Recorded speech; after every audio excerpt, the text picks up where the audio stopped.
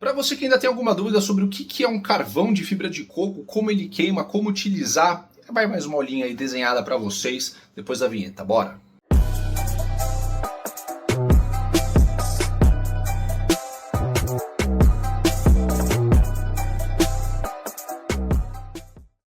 Hoje a gente vai falar sobre carvões, principalmente hexagonais, como por exemplo o arte coco, fabricado na Indonésia, mas o que eu vou falar aqui meio que vale para qualquer tipo de carvão fabricado em qualquer lugar, desde que seja de fibra de coco. Antes de mais nada, eu quero começar do início, né? O que é o carvão de fibra de coco?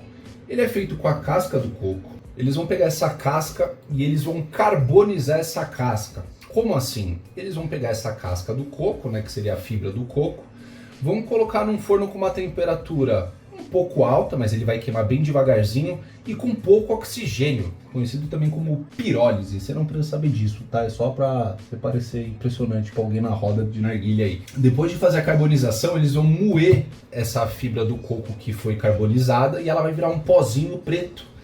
E aí eles vão misturar isso com água e um aglutinante. Juntando essas três coisas, você vai ter uma mistura que depois eles vão fazer um molde do carvão, seja ele cúbico, seja ele hexagonal. Em geral, o hexagonal ele é feito pelo processo de extrusão, tá? Então essa massa está aqui dentro do maquinário e aí você tem uma esteira que vai estar empurrando esse carvão para fora nesse formato hexagonal. Aqui ela tem uma saída em hexágono e você vai ter um negócio descendo assim, ó. E à medida que ele vem descendo, ele vem cortando o carvão no tamanho das peças. E aí pela velocidade da esteira e pelo tempo, né, que ele vai descer e subir, você consegue tirar aí o comprimento que ele tem. Para fazer um carvão jumbo, você tem um hexágono mais largo. Para fazer o carvão normal, você tem um hexágono menor. Esse aglutinante, se a gente está falando da Indonésia, muito provavelmente ele é o aglutinante do amido da tapioca ou da mandioca, tá? Mas dá para fazer com goma vegetal, dá para fazer até com amido de milho, mas o mais comum aí é você fazer com o amido da tapioca ou da mandioca. Depois que você faz a extrusão do carvão, você vai deixar ele secandinho ali bonitinho, ou você pode colocar no outro forno para ele poder fazer essa secagem também. E nisso ele vai liberar toda a água que tem ali até ele virar esse material seco que a gente tem pronto para a gente poder fazer a combustão. Logo, o carvão ele é um combustível e todo combustível precisa de um comburente para queimar, que no caso a gente está falando aqui de oxigênio, né? A gente precisa de oxigênio para o carvão poder queimar. O oxigênio é o comburente do fogo e da brasa como um todo. Se você pegar o carvão, enfiar ele numa lata toda de alumínio e tampar o oxigênio, ele vai acabar apagando porque ele vai consumir o oxigênio que tem lá. Inclusive eu já armazenei muito carvão assim para reusar depois, tá? Mas aí é assunto de outro vídeo. A temperatura média de um carvão vai variar mediante o formato dele. A gente tem o carvão cúbico, hexagonal e jumbo. Os principais, a gente também tem cilíndrico, tem em formato de paralelepípedo, tem várias, né? Tem até o flat, que seria um cúbico cortado pela metade, mas acho que o mais tradicional que você vai acabar encontrando no nosso mercado brasileiro seriam essas três peças. O que eu costumo falar? Que cada uma dessas peças consegue queimar bem uma quantidade específica de tabaco. Um cúbico vai queimar bem 4,5 gramas, um hexagonal vai queimar 6 gramas e um jumbo vai queimar bem 7 gramas aproximadamente, tá? Dependendo, de novo, da qualidade da fibra do coco, se é brasileiro ou se é da Indonésia, porque o local de onde tem o coqueiro que é extraído esse coco vai mudar um pouco da composição e da queima da fibra, mudando também a qualidade e a quantidade de aglutinante que tem. E enfim, então, mas em média os carvões eles vão fazer uma boa queima disso aqui. E aí com base nisso você pensa na cubatura do seu roche, na capacidade dele, quantos carvões você utiliza, tá? Para fumos mais sensíveis você precisa de um pouco menos de calor, para fumos mais resistentes você precisa de um pouco mais. Mas isso aqui talvez seja uma média muito boa para a gente se ater nos fumos de caixinha que a gente tem no mercado atual. Uma coisa que é interessante é você pensar que o glicerol queima em 290 graus. Ou seja, essa aqui é a temperatura que ele vira vapor e essa aqui é a temperatura que ele precisa então para virar todo esse volume de fumaça do narguilé e conduzir esse sabor para você. Porém, os carvões hexagonais, em média, né, se você for pegar um arte coco desse aqui, com a medida padrão dele que é de 2,3 por 4,7, ele vai chegar numa temperatura média de 700 a 850 graus Celsius de pico, tá? O que seria o pico de temperatura do carvão? A temperatura que ele vai chegar na parede dele aqui durante o acendimento. Então você vai pegar, tirar o carvão do fogareiro, todo incandescente, dar aquela soprada nele para ele ficar laranjão, ele vai estar algo próximo aí dos 800, 850 graus mais ou menos. À medida que você vai fumando, ele vai ficando com um pouco de cinza em volta e tudo mais, isso começa a cair, mas o processo energético dele vai liberar algo próximo disso de temperatura. Só que aqui você tem uma diferença muito grande, certo? Então, como que é toda essa temperatura aqui não vai fritar a minha essência, que precisa de 290 graus para chegar no pico dela? Primeira coisa é que você tem o alumínio, né, que está separando o tabaco, a essência, do carvão. Segundo, que você tem a distância do carvão para a sua essência também.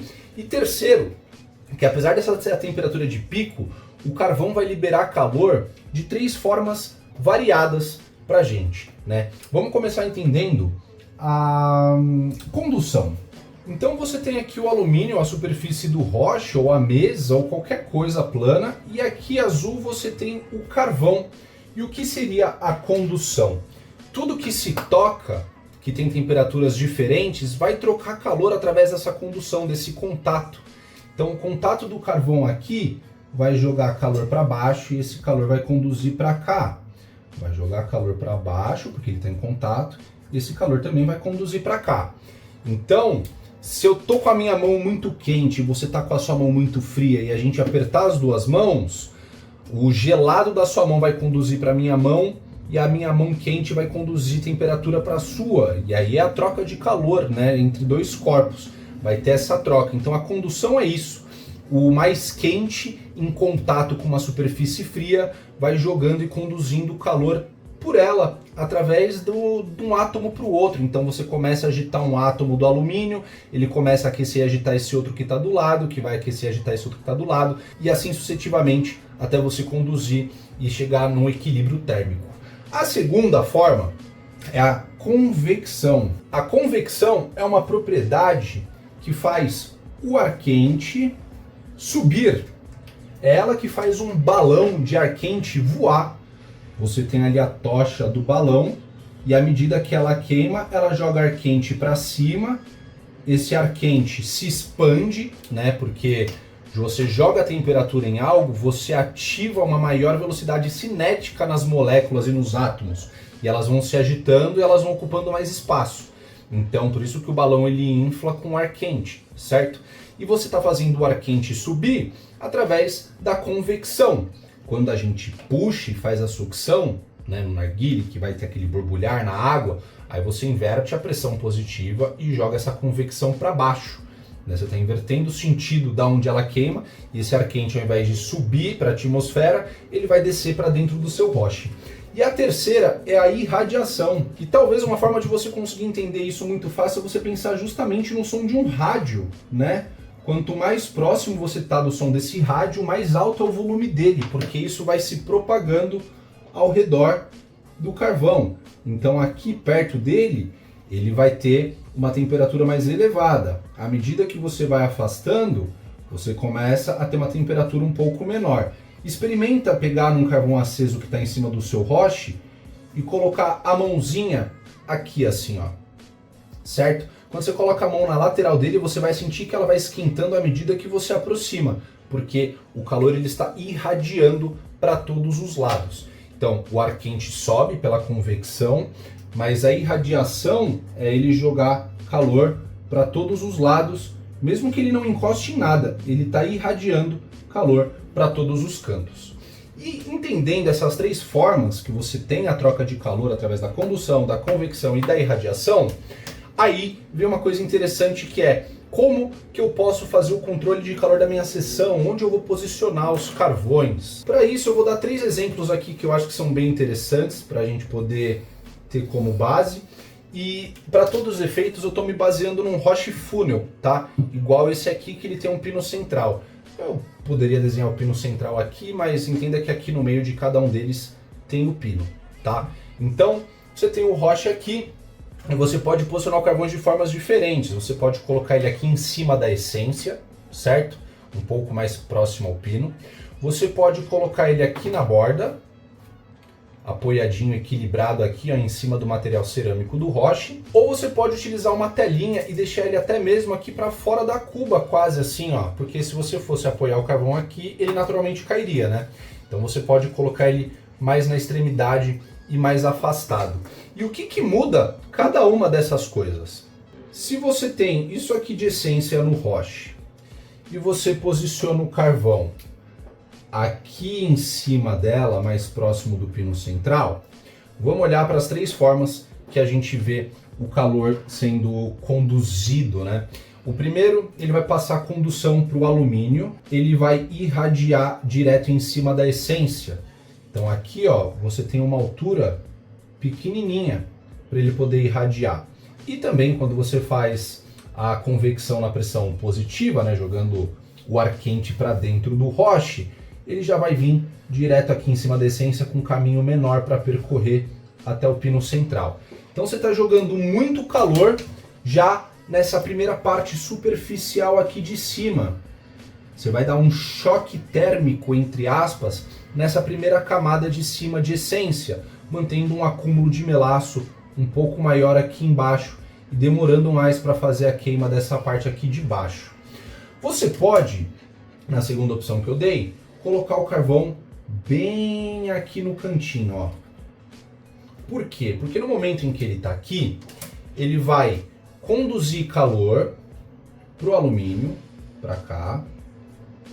Ele também vai conduzir calor para o roche, que vai conduzir calor aqui para baixo. Lembra do vídeo que a gente fez sobre roche? Eu falo sobre isso, sobre o quão poroso é o roche, que cada tipo de barro vai ter um coeficiente de condutividade, enfim. Então quando você deixa ele encostadinho na cuba do roche, ele também conduz calor para o roche. E isso conduz aqui para baixo da essência, otimizando a queima que está aqui. Segundo fator, se você pensar na geometria, o calor vindo de cima para baixo percorre uma distância menor do que ele vindo na diagonal, né? Não preciso aprofundar mais, teorema de Pitágoras. A soma dos quadrados dos catetos é igual a porra da hipotenusa, já dizia Mamonas Assassinas. Então, o caminho diagonal que o carvão tem que fazer para irradiar é um pouco maior. Ele vai irradiar uma distância maior para poder chegar nessa parte de cima do tabaco, jogando um pouco menos de calor na parte de cima e ajudando a conduzir para a parte de baixo. E quando você faz a pressão positiva, que você está puxando, invertendo a convecção, você está jogando o ar quente desde aqui da extremidade até descer para o pino central.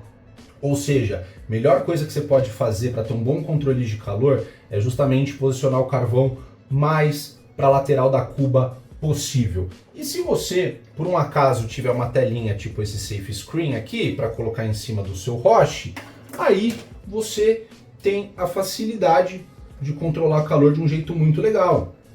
Por quê?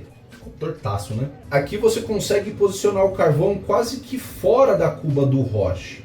Beleza que ele não vai conduzir tanto calor assim, porque primeiro ele vai esquentar a telinha, para depois ele começar a aquecer o roche, mas naturalmente, com o tempo, ele vai conseguir fazer isso aqui também, porque ele está irradiando calor fora da coisa, ó.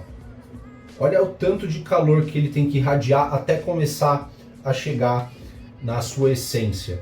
E também você tem toda a otimização aqui da convecção para ele circular bastante por toda a cuba de tabaco. Se você já usou uma telinha dessa, você sabe que é normal você colocar 3 peças de carvão hexagonal, que queimaria 18 gramas de essência com tranquilidade, num roche que cabe 15 gramas. E você põe 3 carvões, vai pegar um roche desse que cabe 15, põe 3 carvões bem afastados, e às vezes você vai fumar 30 minutos até você dar uma giradinha para ele começar a queimar a parte que ele não estava em contato.